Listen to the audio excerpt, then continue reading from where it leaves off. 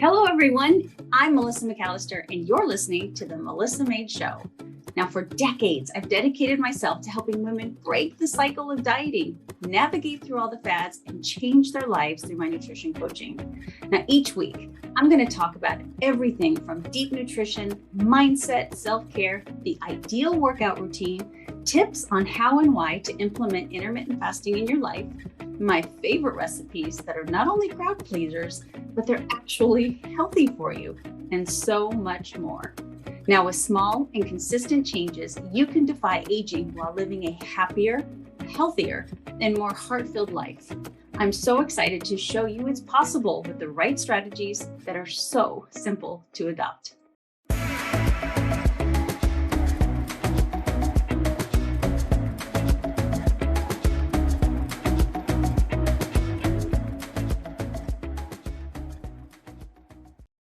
Welcome back, everybody, to the Melissa M.A.D.E Show. And today I really just wanted to talk to you about breakfast.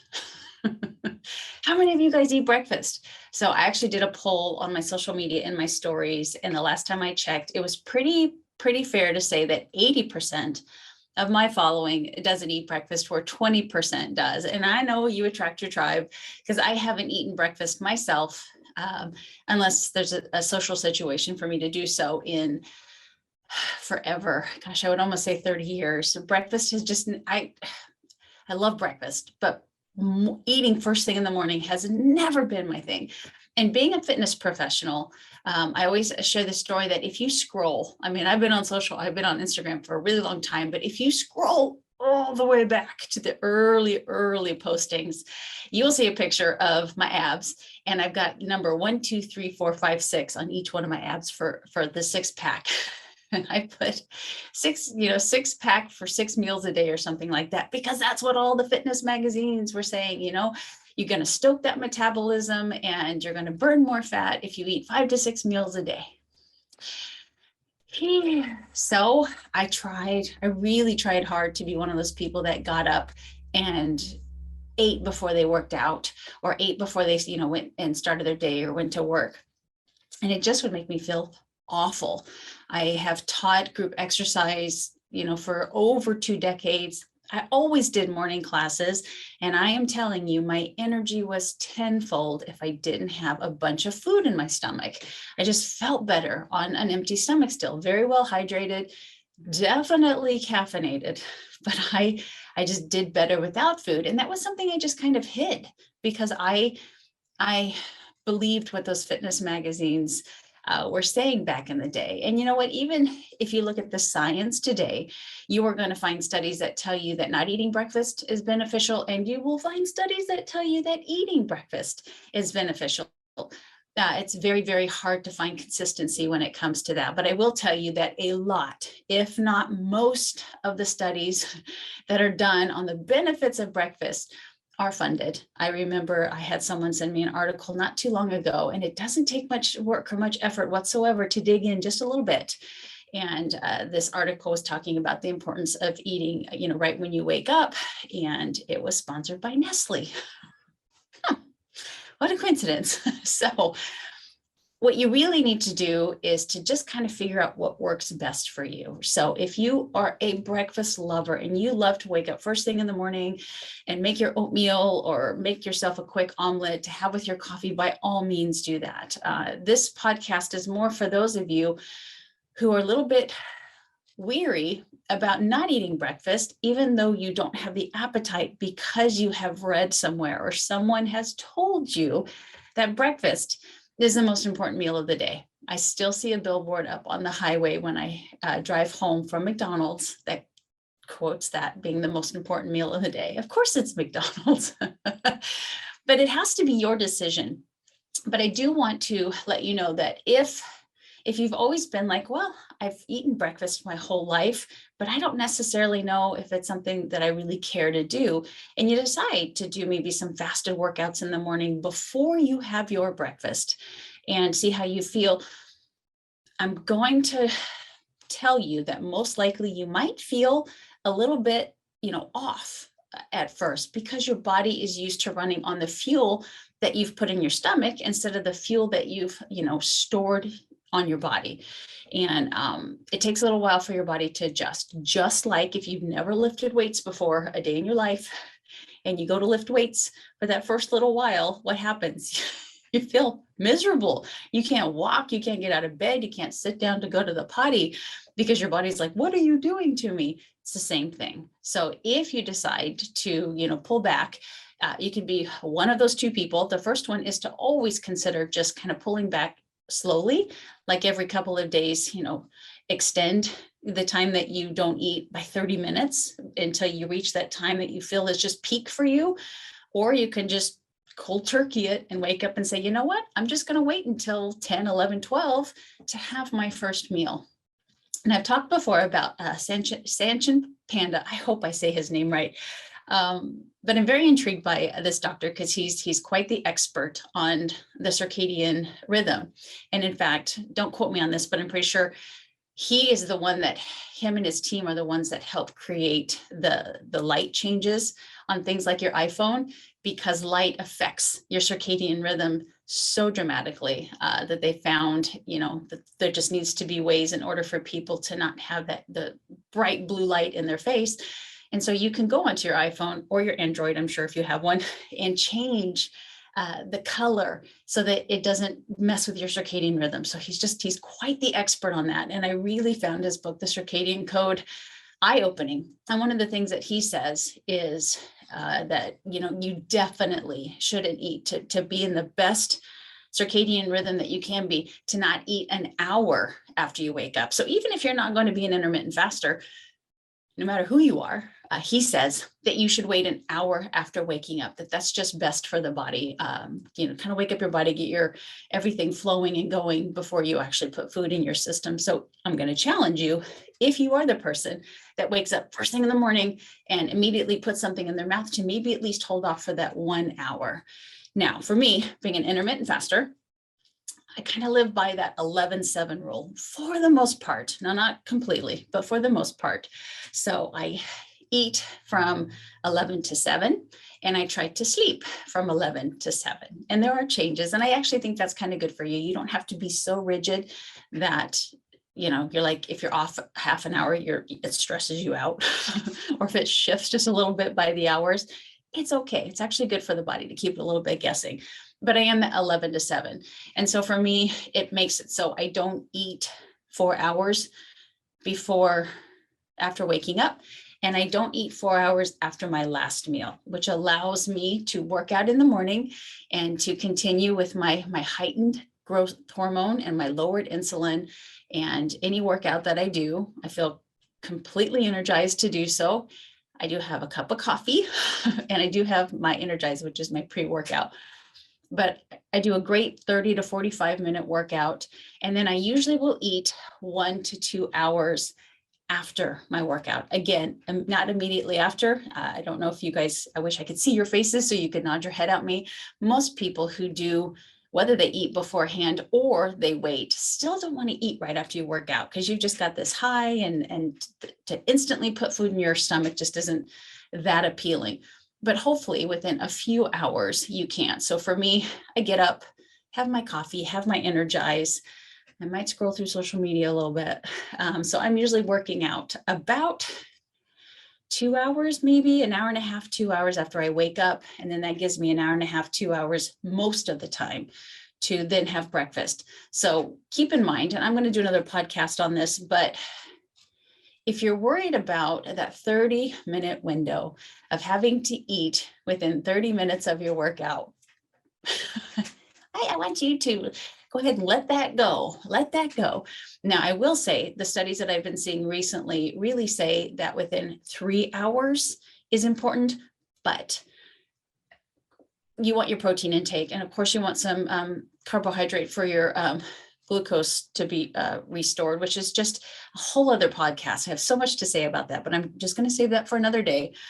But just keep in mind that it really matters what your nutrition looks like within that 24-hour period, not necessarily within that 30 minutes or that hour window or before a workout or after a workout. How are you eating as a whole throughout the day? That is most important.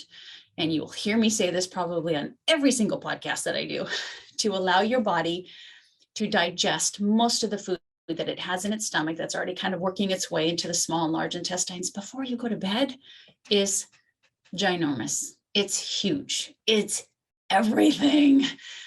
It's so important. And that's the one thing that if there's anything that I want anybody to make a change on, it's trying not to do that late night snacking. Now you will hear some influencers pinpoint exactly that, yeah, maybe eating late won't cause you to gain fat. And that's usually where the mindset is. It's always about fat loss or weight loss versus your health. Now, if we're talking about fat loss in and of itself, it may not make a huge difference. But if we're talking about your health, especially your brain health, you absolutely want to wait a little bit before you go to bed after eating. It's just so much better for the body to allow it to rest and repair as opposed to digesting. Digesting takes a lot of work, and the less digesting your body has to do, the better. And they also say that it can take anywhere from 8 to 12 hours for you to get through food. It depends on the kind of food, how hard it is for your body to break it down. But let's just cut it in the middle and say 10 hours. So if you are like me and you're a time-restricted eater, which means I just on a daily basis, I don't eat from the minute I wake up to the minute I go to sleep, which to me still sounds pretty normal. I don't know why it has such a title to it, but I just don't eat all hours of the day. So if I'm only eating 8 hours in the day, but it still takes my body about 10 hours to get through everything, then look at that. You're only giving your body about 6 hours, your digestive system about 6 hours of complete rest. Don't you think it deserves that? Mm. So if you are eating, right when you wake up and you're eating, having a bowl of ice cream, Dad, it's my dad's weakness, a bowl of ice cream or some popcorn or something of that nature really late while you're laying in bed right before you go to sleep, you got to think that's the start of your digestion, which when you're in your sleep mode too, your digestion really slows down. So things sit in your stomach longer than they should. They sit in your intestines longer than they should. So it's better to have it partially through there. But just think about that. You're never giving your digestive system time to rest if you're eating right before you go to bed and you eat right when you wake up. So this is about breakfast, but I just want you to understand the importance of letting your body not eat. I got a message today as well about snacking. She said, what are your thoughts on 3 meals a day or 3 meals a day with snacks? Now, for me, and this is just for me, I really think we do better with just 3 square meals a day. I mean, I grew up that way. Remember, I'm old. I watched Leave It to Beaver on TV back in the day. And June Cleaver would always say to the beef, hey, don't grab anything. You're going to spoil your dinner. And that's the way it used to be. And I do think we were a little bit healthier back then. Now, there's a lot of other reasons for our health today versus back in the day. But, hormones are released, gastric juices, bile, enzymes, so many things are released every single time that you eat. You never give your body that break. I mean, above and beyond just the whole digestive system getting a rest when you sleep, just think about every time you eat, you're having to, that just sounds horrible, but squirt out this and squirt out that. That's really what happens is it's going through your body. You've got, stuff in your mouth going off, and you got some stuff in your stomach and stuff in your intestines and your pancreas and your, appendix and your gallbladder, and everything is just kind of working. And so you really want to just give it a rest. And so I'm a huge proponent of really waiting, even if it's not that long, but waiting in the morning to really just wake your body up and wait a little bit before you have your first meal. In an ideal world, I think it's best to wait 3 to 4 hours. And if you can get a workout in before that, that's fantastic, because you're using the fuel that your body has put on itself to use for fuel. I think a lot of people fear, again, this is another podcast, but people fear huge muscle loss if they exercise fasted. But I think the body is smarter than that. I really do. I always say, how hard is it for us to put on a couple of pounds of muscle? That takes months. That takes some hard work. But how hard is it for you to put on a couple of pounds of fat? Damn it. I swear it can happen in a day.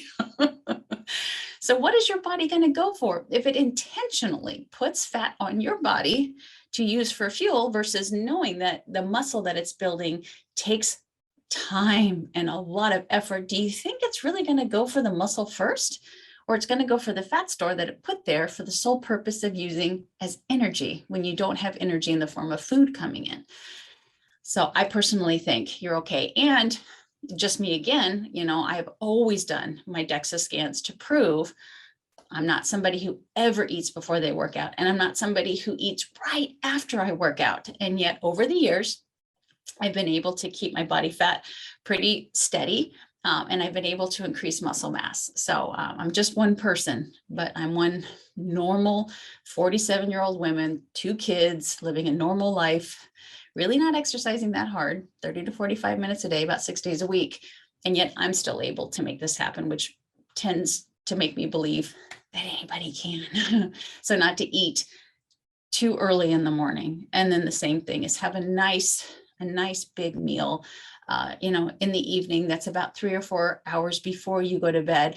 And if you're one of those people who loves to have just something sweet after your meal, believe it or not, what really works great is to have, let's say you have a chocolate bar. Hopefully you have self-control. That's hard for me when it's a bar. I like them when they're individually wrapped. But just have one piece of chocolate, one piece of dark chocolate or a favorite, anything like that, that's got, maybe some nutritional value like dark chocolate. And to take just that one bite, just a little bit after your meal. I'm talking like 15, 20 minutes after, because your stomach's still full. So you won't feel like overeating that dessert. But at the same time, you get to finish your meal off with that little sweet treat, and it won't interrupt the time frame from your last meal until you go to sleep.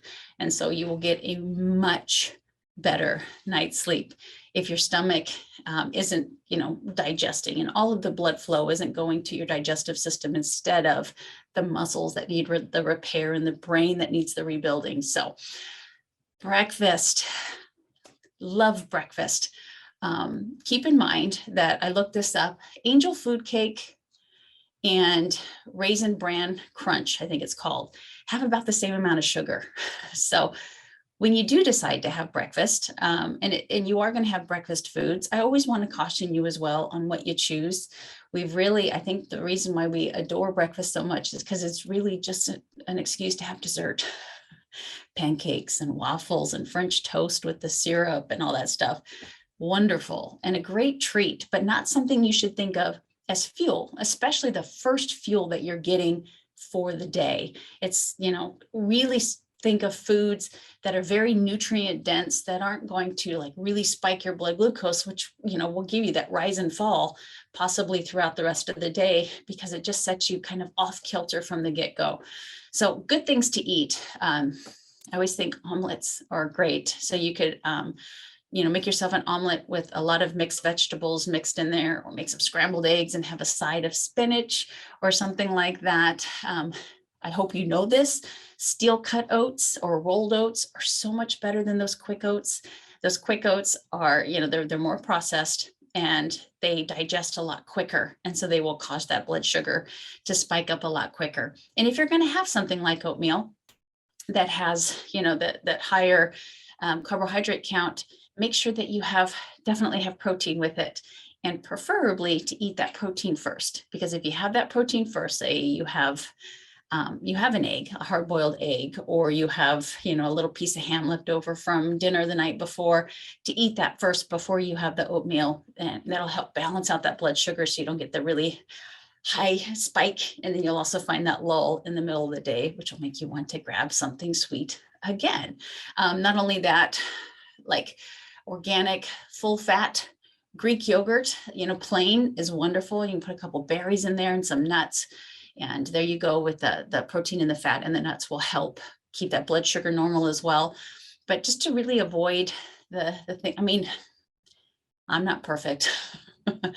I raised my kids trying to think, they were mostly raised their younger years in Hawaii.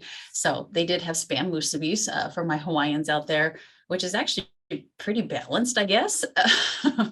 How many of you like spam? I love spam. I know it's nasty, but I think it's great.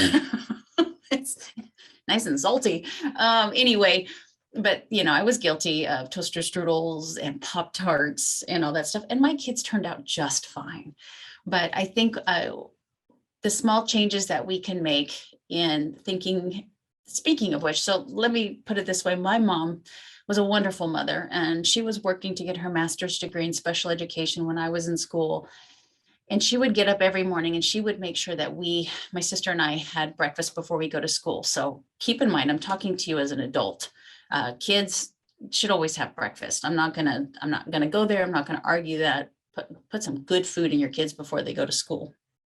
But she would she would make us really nice breakfast, but every Friday was Cinnamon Roll Friday. She would take one of those Pillsbury rolls and crack it open. And so I could always count on Friday being Cinnamon Roll Day. It wasn't every day, but once a week we had cinnamon rolls. And I think that's the mindset that we should have is, if you have kids and you guys enjoy making breakfast together, make pancakes together or make muffins together on a Friday or Saturday or Sunday, and try really hard the other days to have a really dense, nutritious breakfast that have avocados and vegetables hidden in there somewhere, and some egg, the whole egg. Those of you that know me, eat the whole damn egg. The nutrition is in the yolk. Eat the whole egg, especially for those of you that want to build muscle. If you want a complete protein, you have to eat the whole egg. But doing so will not only just fuel your body in the best way possible, but it's also going to create good habits for the kids to understand that breakfast doesn't have to be dessert foods. It can really be a solid, nutritious way to start your day. So just to recap, breakfast is 100%, of course, up to you and how you feel eating it. Some people will do it first thing in the morning, although I do want to challenge you to maybe push it an hour. Read the circadian code for some details on that. It's a really good explanation. And then above and beyond that, 3 square meals a day, give your body the chance to take a little break between meals. To digest a full meal is a lot of work. And if you're putting work in between the work, that's a lot of work. And also remember, number 1, hydrate. It has to be number 1. Sleep and hydration and breathe. Nice deep breath. Okay, those are the 3 most important things. But after that, I would love for you not to eat right before bed. Give your body the chance to digest what's in that system before you go to bed. Okay. And when we do eat breakfast, whether you eat breakfast an hour after you get up, or it could be 3 or 4 hours after you get up, think nutrient dense foods and have those fun breakfast foods when you go out to Sunday brunch, or when you and your kids decide to get in the kitchen and cook together, so that you have those fun treats here and there, but on a daily basis. Let's not have Pop-Tarts for breakfast. Guilty. They have those new pretzel Pop-Tarts. Not that I would know, but I think I've been told they're pretty good. Hey, you got to try things, right? But we just don't live and die by them every single morning that we wake up, right? So anyway, before I go, because I'm going to get asked this, what breaks your fast? I would even go down to a quarter now for every time I'm asked. Man, my grandchildren would be set for life. So there's so many different ways that I could go with this. A true fast, if you're really trying to do the best for your body, you are just going to have nothing but water. Okay. People even ask me, is it okay to have water while you fast? Absolutely. Please. We're not doing this for religious reasons. This is for health, and your body needs water all the time. So water all the time. Then you can go into the area of having black coffee or some plain tea. I have coffee in the morning, and I don't consider that breaking my fast. I really try to get half calf or decaf, and I drink low acid or no acid coffee as well. So it's very easy on my digestive tract, because it's the first thing I'm putting in my body minus the water. So for me, I think that's okay. Some people don't. Some people say you can only have water. And then there's that rule of 50 or less calories. And that's when you really start to get into the vagueness of fasting. I also have my Energize. And so I'm having about 25 calories of Energize, which technically to true fasters, that does break your fast. But for me, if you look at the ingredients of Energize, it's all good stuff. And it really does help me push harder in my workouts. So it's way under 50 calories. There's no insulin spike whatsoever for me. I've tested it with a continuous glucose monitor that I wore once. And there's just really good stuff in there that make it worth it. And so I drink Energize, and I still don't consider that breaks my fast because there's no insulin spike and there's hardly any calories. I don't think I drink that, my body goes, oh, I've been fed. But then again, other people would say so.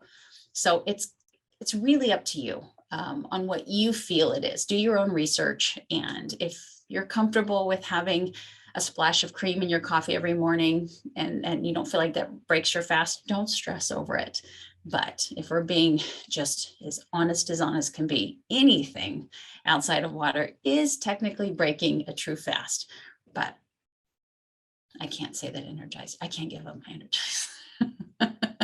I do like my pre-workout most days. Otherwise, it's just black coffee. So there's your answer on that. Try to stick with just water, but if you have a little bit of a healthy pre-workout or some coffee and tea, you should be okay as well. So I hope this was helpful. Any questions you have, let me know below. When do you eat your breakfast? I would love to know that down below. At what time, after you wake up, how long do you wait to eat your breakfast? And what is your go-to breakfast? Mine is always an omelet with a side of vegetable or a side of sauteed spinach and my shake. Probably 20 out of the 30 days a month is what I have. And I enjoy it. And I can get it anywhere. I can travel anywhere and I can count on getting an omelet, which makes it easier. So you guys have a fantastic day. If you haven't eaten your breakfast yet, it's time to go eat your breakfast. Wow, we've reached the end. But before I leave you, I'd love to hear from you.